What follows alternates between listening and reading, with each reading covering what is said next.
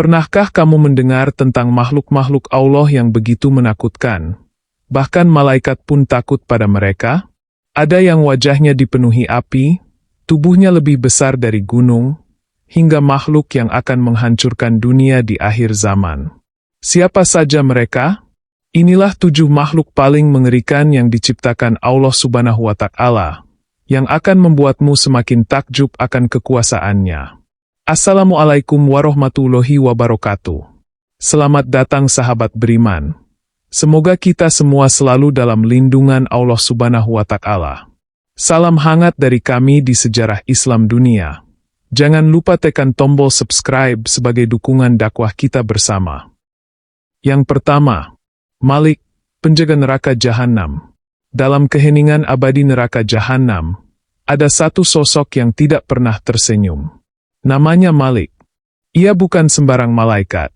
Allah Subhanahu wa Ta'ala menciptakannya dengan kekuatan luar biasa untuk satu tugas, menjaga pintu-pintu neraka.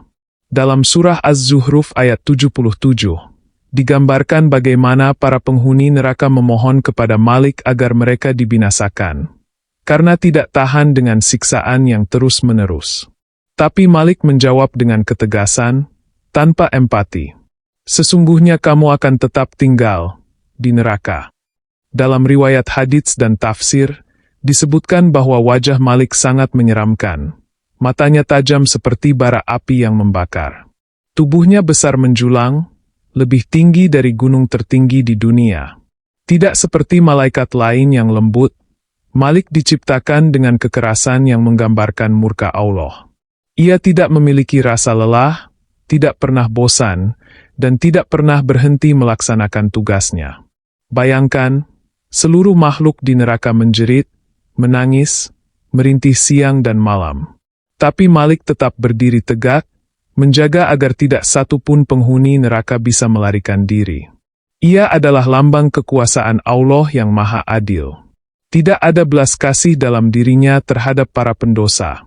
Bahkan para malaikat lain, dalam riwayat, menyebut Malik sebagai sosok paling ditakuti di kalangan malaikat. Dari sini kita belajar bahwa neraka bukan hanya tempat siksaan, tetapi juga tempat dijaganya murka Allah oleh makhluk paling mengerikan yang pernah diciptakan. Malik bukan sekadar penjaga, ia adalah perwujudan keadilan ilahi atas kezaliman dan kekufuran manusia. Yang kedua, Azazil, Raja Iblis yang sombong. Sebelum dikenal sebagai iblis, Azazil adalah hamba Allah yang sangat taat. Ia berasal dari golongan jin, namun karena ketakwaannya, ia diangkat ke langit bersama para malaikat. Ia beribadah selama ribuan tahun tanpa henti. Tapi di balik ketekunannya, tersembunyi benih kesombongan. Saat Allah menciptakan Nabi Adam, Allah memerintahkan seluruh makhluk untuk bersujud sebagai bentuk penghormatan, bukan penyembahan. Semua malaikat patuh. Namun Azazil menolak. Ia merasa dirinya lebih mulia karena diciptakan dari api, sedangkan Adam dari tanah. Penolakannya ini bukan hanya tindakan durhaka, tapi bentuk pemberontakan terhadap kehendak Allah. Aku lebih baik daripadanya. Engkau ciptakan aku dari api sedangkan dia dari tanah. Quran Surat Al-A'raf 12. Kalimat ini menjadi awal kehancurannya. Allah murka dan mengusir Azazil dari surga. Sejak saat itu, ia dikenal sebagai iblis, makhluk terkutuk yang bersumpah akan menyesatkan manusia sampai hari kiamat. Wujud Azazil setelah terusir sangat menakutkan. Ia menjadi sosok menghitam, bermata api, dengan lidah beracun dan suara bergaung seperti gemuruh. Dalam sebagian tafsir, ia digambarkan memiliki sayap kegelapan yang mampu menjangkau berbagai tempat dalam sekejap. Setiap kali dia muncul, bumi bergetar. Kini, Azazil menjadi pemimpin para setan. Ia dan pasukannya menggoda manusia melalui bisikan, hawa nafsu, dan tipu daya. Namun Allah memberi manusia akal dan iman sebagai tameng. Kisah Azazil mengajarkan kita satu hal. Seberapa tinggi ibadah seseorang, jika disertai kesombongan, maka bisa menjatuhkannya ke dasar kehinaan yang paling dalam. Ketiga, Jassasah, Mata-mata Dajjal di Pulau Misterius. Dalam salah satu hadis yang diriwayatkan Tamim ad-Dari, sahabat Nabi Muhammad SAW, disebutkan pertemuan aneh dengan makhluk misterius di sebuah pulau terpencil. Makhluk itu dikenal sebagai Jassasah. Ia adalah satu dari tanda-tanda besar sebelum kiamat, dan disebut sebagai makhluk berbulu lebat yang tubuhnya penuh dengan misteri. Jassasah digambarkan tidak bisa dibedakan antara depan dan belakang tubuhnya karena seluruh badannya ditutupi rambut. Dalam hadis riwayat Imam Muslim, Tamim ad-Dari bersama beberapa pelaut lainnya terdampar di sebuah pulau dan bertemu dengan makhluk ini. Jassasah berbicara kepada mereka dan memerintahkan mereka untuk menemui sosok lain yang terikat, yang ternyata adalah Dajjal. Dari sinilah diketahui bahwa Jassasah adalah penghubung, semacam informan atau penjaga bagi Dajjal hingga waktunya dibebaskan. Keberadaan Jassasah menimbulkan banyak spekulasi. Beberapa ulama meyakini bahwa pulau tempat tinggalnya masih ada hingga kini, namun tidak dapat dijangkau manusia karena terlindungi oleh kehendak Allah. Wujudnya yang tak lazim membuatnya menjadi salah satu makhluk paling menyeramkan. Suaranya berat, langkahnya menggetarkan tanah, dan matanya mengintai seperti pemangsa yang siap menerkam kapan saja. Jassasah adalah simbol dari ketakutan tersembunyi, makhluk yang hidup dalam bayang-bayang, tetapi memiliki peran besar dalam fitnah akhir zaman. Keberadaannya mengingatkan kita akan kedahsyatan peristiwa menjelang hari kiamat, dan bahwa Allah menciptakan segala sesuatu dengan hikmah, termasuk makhluk seperti Jassasah yang menjadi bagian dari skenario besar perjalanan dunia ini menuju akhirnya. Keempat, Dajjal, penebar fitnah akhir zaman. Dajjal, makhluk yang namanya saja sudah membuat umat Islam diperintahkan untuk selalu berlindung darinya setiap hari. Ia bukan manusia biasa, bukan pula jin sepenuhnya. Dajjal adalah makhluk yang akan muncul di akhir zaman dengan membawa fitnah terbesar sepanjang sejarah umat manusia. Fitnah yang bisa membolak-balikkan iman seseorang dalam sekejap. Dajjal memiliki ciri khas yang sangat jelas. Ia bermata satu, dengan tulisan kafir, kafara, di dahinya yang hanya bisa dibaca oleh orang-orang beriman. Ia bisa berjalan di bumi dengan cepat, menjelajahi dunia hanya dalam hitungan hari. Ia membawa surga dan neraka palsu, memberi makanan dan air kepada orang yang tunduk padanya, dan menyiksa mereka yang menolak. Dajjal akan membuat bumi tampak subur kembali bagi mereka yang mengikutinya, dan menjadikannya gersang bagi mereka yang menolaknya. Ia bisa menghidupkan orang mati, atau setidaknya membuat manusia mengira begitu, dan memiliki kekuatan-kekuatan luar biasa yang diberikan oleh Allah sebagai ujian besar bagi manusia. Dalam banyak hadis sahih, Rasulullah memperingatkan tentang bahaya Dajjal. Begitu besar fitnahnya, sehingga setiap nabi yang diutus telah memperingatkan umatnya tentang Dajjal. Namun hanya umat Muhammadlah yang akan menghadapinya. Wujudnya mengerikan, lidahnya penuh kebohongan, dan ucapannya seperti racun bagi hati yang lemah iman. Dajjal bukan sekadar makhluk menakutkan secara fisik, tapi ia adalah ujian keimanan terbesar. Maka dari itu, Rasulullah mengajarkan kita untuk membaca doa perlindungan dari fitnah Dajjal setiap selesai sholat. Kelima, Yajuj dan Majuj, bangsa penghancur di ujung zaman. Suara angin padang yang kering seringkali menyimpan misteri yang tak terungkap. Di balik gunung-gunung yang terbelah, di lorong-lorong gelap bumi, tersimpan kisah tentang dua makhluk mengerikan, Yajuj dan Majuj. Mereka bukan sekadar mitos atau dongeng yang ditakuti anak-anak, melainkan kenyataan yang Allah firmankan dalam Al-Quran. Keberadaan mereka menjadi bagian penting dari tanda-tanda besar datangnya hari kiamat. Yajuj dan Majuj adalah dua bangsa yang memiliki jumlah luar biasa banyak, dengan sifat yang merusak dan buas. Dalam surah Al-Kahfi ayat 94, diceritakan bagaimana kaum ini membuat kerusakan besar di muka bumi, hingga mereka mengadu kepada Dzulkarnain, seorang raja syalih yang dikaruniai kekuatan oleh Allah.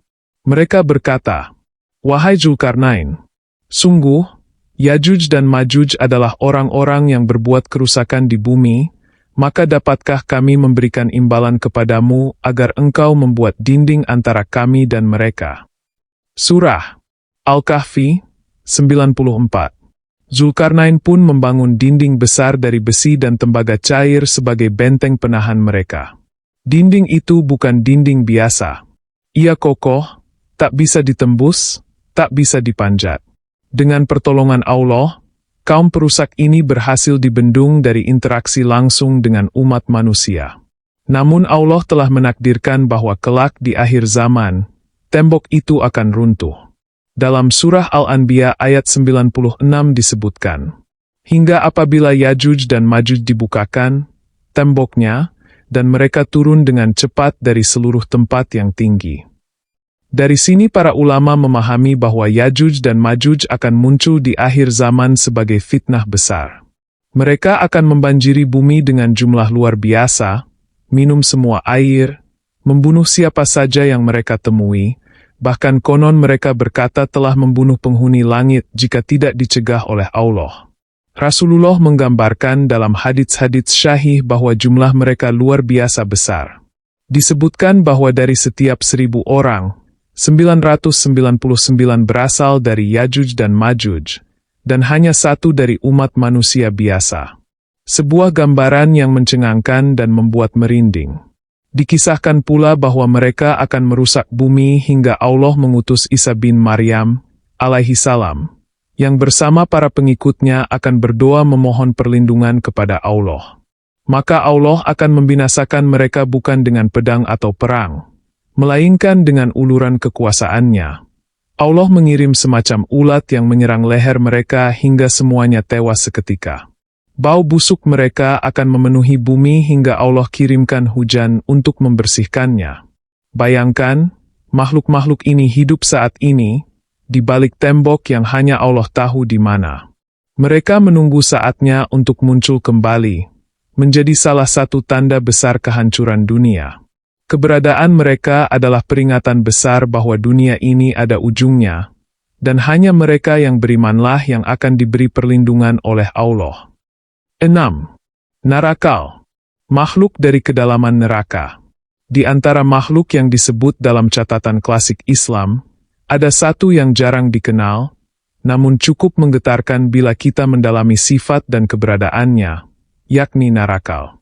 Meski tidak disebutkan secara eksplisit dalam Al-Quran, istilah ini sering merujuk pada makhluk penghuni terdalam dari neraka yang digambarkan dalam sebagian riwayat dan tafsir. Narakal bukan sekadar jin atau setan, tetapi makhluk yang diciptakan Allah Subhanahu wa Ta'ala sebagai penjaga azab dan penyiksa bagi mereka yang paling durhaka. Bayangkan sebuah entitas yang seluruh tubuhnya dibalut api neraka yang menyala tanpa henti. Matanya memancarkan bara kemarahan ilahi, dan nafasnya membakar apa saja yang ada di sekitarnya. Narakal adalah simbol dari murka Allah Subhanahu wa Ta'ala yang paling dahsyat. Ia digambarkan memiliki taring tajam, cakar dari bara api, dan suara yang menggetarkan arasi. Ia tidak memiliki belas kasih, karena ia bukan diciptakan untuk memberi rahmat, tetapi menjadi alat eksekusi keadilan. Dalam beberapa kisah ulama klasik, disebutkan bahwa ketika pintu-pintu neraka dibuka dan azab dimulai, narakal akan keluar dari tempatnya yang terdalam, lapisan ketujuh dari neraka, yaitu Hawiyah. Disitulah tempat narakal menyiksa para pendurhaka, yang selama hidupnya menantang perintah Allah dengan sombong. Ia hanya tunduk kepada perintah Allah dan tidak memiliki kehendak sendiri. Seluruh keberadaannya adalah manifestasi dari hukum ilahi. Riwayat-riwayat ini memang tidak masuk dalam hadis sahih, namun sering menjadi bahan refleksi dalam majelis ilmu tasawuf dan hikmah. Para ulama tidak mengajak kita untuk mempercayai bentuknya secara pasti, tetapi untuk memahami bahwa ciptaan Allah sangatlah luas dan mengandung pelajaran. Bahwa selain kasih sayangnya, Allah juga memiliki murka yang nyata, dan setiap makhluk diciptakan sesuai dengan kehendak dan tujuannya. Bila manusia sering menyombongkan diri, melupakan akhirat, dan meremehkan dosa, Maka mengingat makhluk seperti Narakal dapat menjadi pengingat keras.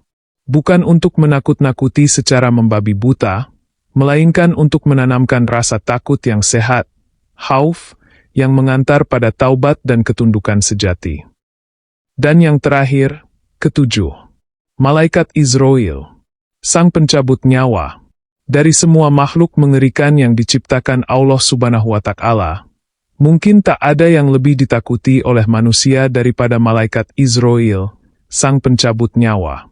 Namanya saja cukup membuat dada sesak, apalagi ketika ajal benar-benar menjelang. Izrail bukanlah makhluk jahat, dia bukan iblis atau jin. Ia adalah makhluk suci, malaikat yang taat, namun tugasnya sangat berat dan tak pernah tertunda. Mencabut nyawa setiap makhluk yang telah tiba ajalnya. Dalam sebuah hadis riwayat Abu Hurairah, Rasulullah Shallallahu Alaihi Wasallam bersabda bahwa ketika ruh seseorang dicabut, maka malaikat maut akan melakukannya sesuai keadaan orang tersebut. Jika orang itu adalah hamba yang saleh, ruhnya dicabut dengan kelembutan, seperti air yang mengalir dari kendi. Namun jika ia adalah pendosa, ruhnya dicabut dengan kasar, bagaikan besi panas yang diseret dari kain wol yang basah. Izrail memiliki kemampuan menjangkau seluruh bumi dalam waktu bersamaan. Dalam satu riwayat disebutkan bahwa Izrail memiliki ribuan mata dan tangan, sesuai dengan jumlah makhluk yang harus ia cabut nyawanya. Ia bahkan bisa mencabut nyawa ribuan makhluk dalam satu waktu, tanpa keliru satupun. Semua atas perintah Allah Subhanahu wa Ta'ala, tidak lebih dan tidak kurang. Momen paling mengerikan bagi manusia bukanlah kematian itu sendiri, tapi detik-detik sebelum ruh dicabut. Terutama bagi mereka yang selama hidupnya melupakan Allah. Dalam detik itu, akan tampak wajah malaikat Izrail yang asli. Bagi orang beriman, wajah Izrail bercahaya dan menenangkan. Tapi bagi mereka yang kufur, wajahnya hitam kelam dan penuh teror. Itulah detik paling sunyi dan paling menakutkan dalam hidup manusia. Mengingat keberadaan malaikat Izrail bukan hanya sebagai cerita mistik atau dogma, tetapi sarana untuk mempersiapkan diri. Ia bukan datang untuk menakuti, tapi untuk menjalankan amanah. Dalam setiap detik kehidupan, Izrail bisa saja sedang mendekat. Dan tak ada yang bisa menolaknya, tidak dokter, tidak harta, tidak kekuasaan. Maka sebaik-baik manusia adalah yang senantiasa mengingat kematian dan mempersiapkan diri untuk menyambutnya dalam keadaan husnul khotimah.